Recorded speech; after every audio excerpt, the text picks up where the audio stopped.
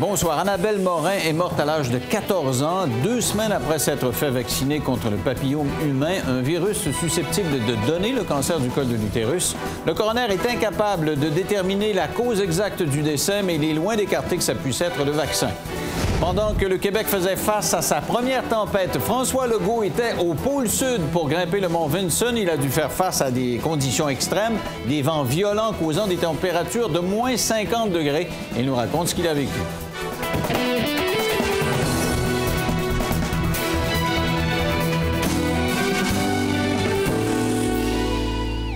Depuis quelques années, au Québec, on vaccine les jeunes filles adolescentes contre ce qu'on appelle le papillome humain. C'est un virus susceptible de donner le cancer du col de l'utérus. Il y a des études scientifiques qui ont été menées, puis on dit, bon, ce virus-là, c'est dangereux. On a établi un vaccin et on a essayé ça pendant quelques années, mais depuis quelques années, c'est intensivement donné aux adolescentes de 14 ans au Québec. Maintenant, il y a des gens qui craignent les vaccins et on a eu l'occasion d'en parler à quelques reprises à cette émission-là.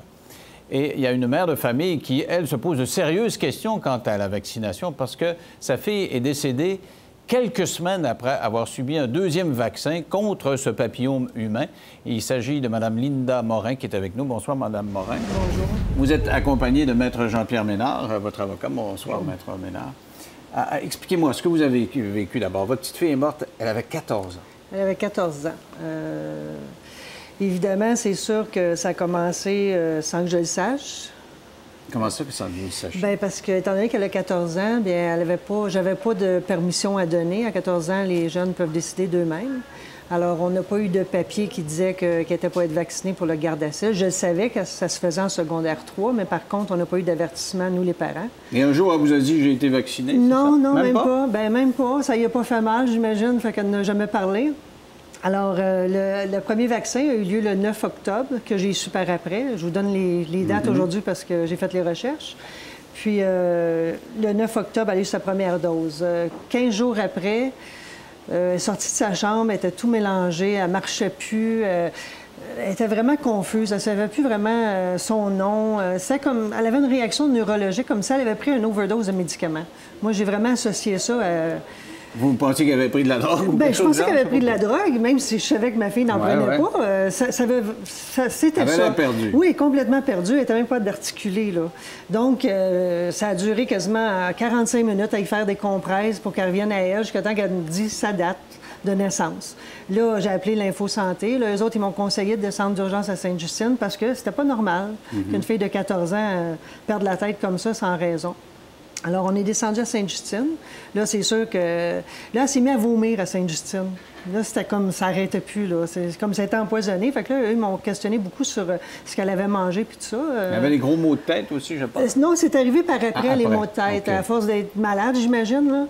Puis, c'est ça, ils m'ont beaucoup questionné sur qu'est-ce qu'elle avait mangé d'inhabituel ou quelque chose comme ça, mais tout était normal, là. Donc, ils ont fait quelques tests neurologiques de base, là, le nez, là, les petits tests.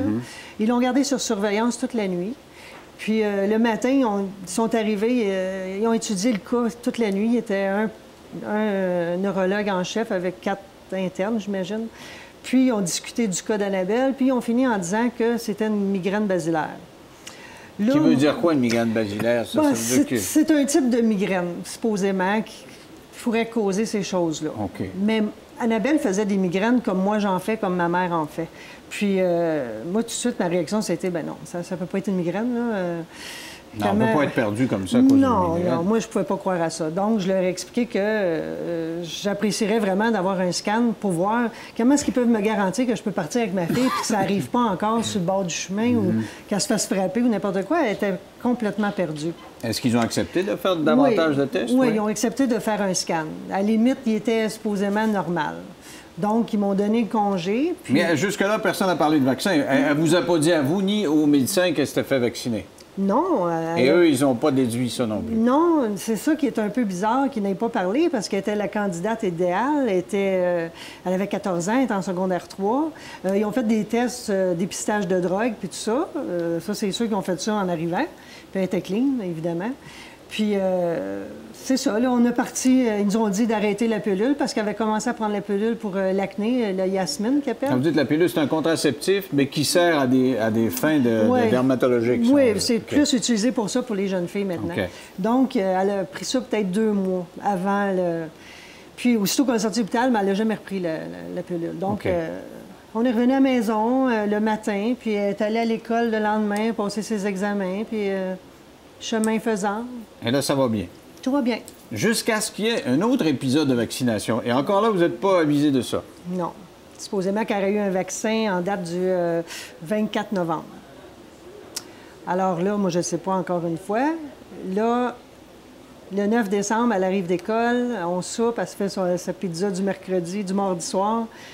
Puis, elle descend, va écouter son programme, elle remonte à 7 heures, elle me dit « Maman, je vais prendre mon bain avant de faire mes devoirs. » Elle rentre dans la salle de bain. Une demi-heure s'étire. Là, je trouve ça un petit peu long, fait que je cogne pour voir si c'est correct. Évidemment, il n'y avait pas de réponse, donc j'ai ouvert la porte, puis elle était sous l'eau. Elle était sous l'eau. La tête sous l'eau? Oui, elle était de côté, vraiment ensevelie sous l'eau. Et qu'est-ce que vous avez fait? Vous avez paniqué? Vous avez réussi à la sortir tout de suite? Non, non, non. J'ai essayé de la sortir. J'étais pas capable. J'ai réussi à sortir la moitié de son corps. J'ai couru. C'est la fameuse tempête du 9 décembre, il y a 2 ans. Alors, mon conjoint était après pelleté. J'ai lâché un cri de mort. Il est rentré. On a réussi à la sortir toutes les deux. Mais jusque-là, moi, je sais pas, j'étais sur un mode panique, j'imagine. Je pensais qu'elle dormait. Je sais pas. Mais est-ce qu'elle respirait? Non. Elle respirait plus? Non. Est-ce qu'elle était bleue ou... Non, non, elle était... c'est comme si elle dormait. C'est comme si elle dormait. Il n'y a pas... Puis en plus, elle était à 10 pieds de moi. Chez nous, c'est comme un split. Alors, j'étais dans le salon. C'est très écho, là. Il n'y a pas eu de bruit. Vous n'avez rien entendu? Absolument rien. Elle ne m'a pas appelé. On se parle de la salle de bain à la cuisine, puis il n'y a rien eu. Moi, j'ai toujours dit qu'elle a comme déconnecté, puis... Et là, vous appelez le 911, ils vont... Ils s'en viennent chez moi. Est-ce qu'ils tentent des manœuvres? Oui. Et ça ne fonctionne pas? Non. Ils vous disent, dès lors, là, ils vous disent qu'elle est décédée ou si ça prend un petit bout de temps? Ah non, non. Là, ils l'ont transférée à l'hôpital, puis ils nous ont annoncé à l'hôpital qu'elle était décédée. Qu'elle était décédée sur un arrêt cardio-respiratoire. Mais là, déjà là, le médecin, ce soir-là, il m'a dit, parce que tout de suite, elle a dit... Inquiétez-vous pas, votre fille ne s'est pas suicidée. Un enfant de 14 ans ne peut pas se suicider dans le bain, puis il ne peut pas se noyer dans un bain. Parce que vous avez pensé à ça? Non, non. OK. Mais elle, j'imagine que le médecin avait peur que je puisse penser ça, mais ma fille avait la joie de vivre. Elle mordait dans la vie à 100 000 à l'heure. C'est loin d'être son cas, là. Donc, vous êtes complètement sous le choc, je suppose. Ça doit être... N'importe qui a un enfant sait que ça doit être la pire chose. Surtout que vous n'y attendez à rien. Mais non, je m'attends pas. Vous n'entendez rien et ça se produit. Maintenant, comment les autorités jugent le décès? À ce moment-là, vous me dites arrêt cardio-respiratoire. Ça veut dire que le cœur arrête, ça ne veut pas dire grand-chose, ça? Bien, ça ne voulait pas dire grand-chose parce que je me demandais Moi, tout ce que je disais quand les enquêteurs sont venus chez moi, c'est la même chose la dernière fois. Elle a fait la même chose la dernière fois. C'est la seule chose qui me venait dans la tête. Vous avez fait tout de suite le lien entre la première fois où vous êtes rendu à Sainte-Justine, cette fois-là. Oui, parce qu'elle n'était pas consciente. Fait que pour moi, elle avait encore fait la même chose, puis elle avait glissé dans l'eau, puis elle n'était pas capable de se ressortir de l'eau. Pour moi, c'était encore le même épisode, là. Et encore là, vous n'aviez pas allumé sur le vaccin, on ne vous l'avait pas dit. Non. Quand est-ce que c'est arrivé dans l'air, ce vaccin-là? Quand est-ce que vous avez allumé là-dessus? Ce vaccin-là, c'est qu'au mois de février, on est à la maison, puis on voit dans le journal qu'en Espagne, ils ont fait un retrait de vaccins parce qu'il y avait eu des hospitalisations sur des jeunes filles. Puis là, à ce moment-là, moi, j'ai comme réagi, j'ai dit « Ah, c'est peut-être cette année, les vaccins Annabelle de Gardasil, comment ça se fait? Je sais pas si ça les a eus. » C'est là que j'ai commencé à faire des recherches. C'est vous qui avez allumé là-dessus? Oui. Les autorités n'ont pas posé de questions, ni la première fois, quand vous êtes rendu à Sainte-Justine, ni la deuxième fois. Personne n'a posé de questions là-dessus? Mais non. Et c'est le hasard d'un journal qui vous fait allumer? Oui. Fait que là, à partir de là, c'est sûr que moi, j'ai appelé à l'école pour avoir son carnet de vaccination, pour savoir ce qui était arrivé. Puis c'est là que j'ai vu que les doses coïncidaient à 15 jours chaque avant les événements. Puis en plus, Annabelle avait tout changé sa fiche scolaire. Elle est allée voir, en sortant de l'hôpital, quand elle est retournée à l'école, elle est allée rencontrer l'infirmière. Elle lui a tout expliqué ce qui était arrivé. Elle s'est déclarée en trouble neurologique. Donc, elle a déclaré qu'elle avait fait de l'emphasie, perte de conscience, perte de mémoire du moment, qui appelle amnésie du moment. Elle avait tout décrit les symptômes. Ils ont pris ça en note? Ils ont tout pris ça en note. Puis ils ont quand même inoculé un deuxième vaccin. Elle me félicitait que j'avais une fille responsable, que tout ça. Puis c'est ça. Puis quand ils ont fait la vaccination, que j'ai retrouvé les papiers, Annabelle avait déclaré son hospitalisation en trouble neurologique. Elle avait déclaré aussi qu'elle avait eu un vaccin le jeudi de l'influenza. Alors, tout était déclaré, mais... Mais dites-moi, est-ce que, parce que vous avez dû vous informer pas mal après ça, est-ce qu'ils étaient tenus de vérifier, parce qu'avant de donner le vaccin à quelqu'un qui va avoir des conditions spécifiques là, de santé, est-ce qu'après avoir déclaré des problèmes comme ça, est-ce qu'il n'aurait pas dû dire on va attendre un petit peu? Est-ce que moi, dans le protocole, c'est prévu qu'on doit attendre un petit peu quand il y a des problèmes de santé? Ben, moi, je pense que oui. Sinon, son état de santé avait changé. Elle n'était plus admissible au vaccin, selon moi. D'après vous, Maître Ménard, qu'est-ce qui est écrit, qu'est-ce qui est prévu là-dessus? Ce qui arrive, c'est que normalement, un vaccinateur, surtout lorsqu'il revaccine, il doit s'enquérir est-ce qu'il y a eu des changements depuis le premier vaccin, est-ce que vous avez eu des réactions par rapport à le premier vaccin. Que ce soit lié scientifiquement ou pas, c'est pas vraiment important, mais il y a un principe de précaution. Le vaccin, c'est jamais urgent de le donner. Puis quand il y a un changement de l'état de santé, quand il y a eu des réactions une première fois, surtout des réactions de type neurologique, les règles de l'art disent qu'il faut être extrêmement prudent avant de redonner ou de revacciner. On va généralement suspendre la vaccination, puis on va dire à la personne, écoute, va voir ton médecin, faire regarder ça, informer ton médecin de ça pour voir si on peut te revacciner. On te revaccinera quand ton médecin dira que c'est correct. Alors, c'est clair qu'il y a une difficulté qui se pose là. Ce qu'on voit malheureusement dans la vraie vie, c'est que les vaccinateurs ont souvent tendance à banaliser ces choses-là. Donc, autrement dit, il faut qu'on vaccine tant de personnes, on les vaccine. On est pressé. C'est ça. C'est un peu comme une machine aussi. Puis c'est ça, c'est pas acceptable parce que il est important que toute personne qui a une complication après le vaccin, même que ce soit scientifiquement ou non associé, c'est de le dire au vaccinateur. Regarde, moi, depuis la dernière fois que j'ai eu ça, il s'est passé ça.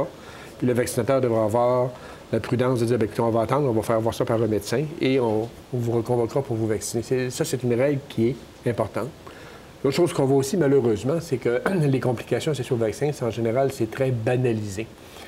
Il existe dans la loi une obligation légale de tous les médecins, de tous ceux qui vaccinent, de déclarer à la santé publique toute manifestation clinique inhabituelle temporellement associée à un vaccin. Dans la vraie vie, on sous-déclare de façon absolue, on déclare à peu près entre 2 à 5 des complications seulement, qui fait que... Mais pourquoi non? C'est pas dans la culture, puis évidemment, on se dit, bien écoutez, c'est pas sûr que c'est lié, ça fait qu'on déclare pas, mais le problème, c'est qu'en déclarant pas, on sera jamais capable d'établir des liens. On ne sait pas si les maux de tête, ça peut être lié à un vaccin si personne ne le déclare. On va dire, on les déclare pas, puis on va dire, bien, c'est pas lié parce que c'est pas déclaré. Alors, voyez-vous, c'est un peu le chat qui mord sa queue. Alors, ça n'a pas de bon sens.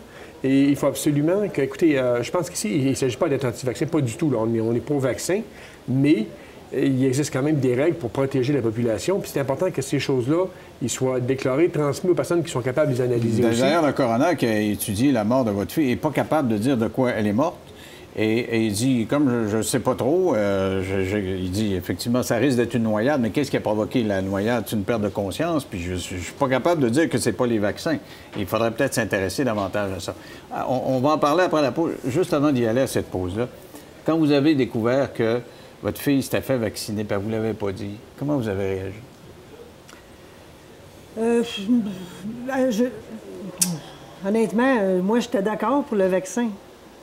Fait que qu'elle me l'ait pas dit, comme tous les ados, ça y a pas fait mal, elle n'a pas parlé, là. Non, j'ai pas mal réagi à ça. OK. Non. Alors, si vous voulez, on va faire une pause. Au retour, justement, on va parler de ce rapport du coroner qui dit que, bon, ben, dans le fond, on ne sait pas trop de quoi elle est décédée dans 3 minutes. À tout de suite.